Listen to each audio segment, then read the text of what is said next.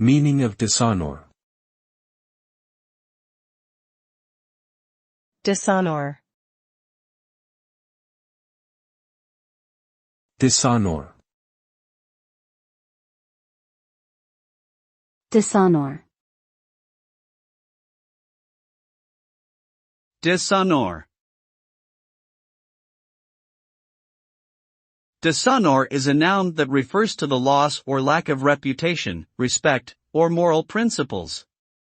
When someone is dishonored, it means they have acted in a way that has caused them to lose the trust, respect, and admiration of others.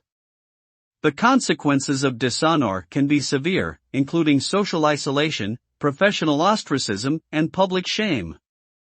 A person who suffers from dishonour may also experience feelings of guilt, regret, and humiliation. Ultimately, dishonour can have a profound impact on an individual's personal and professional life, as well as their mental and emotional well-being.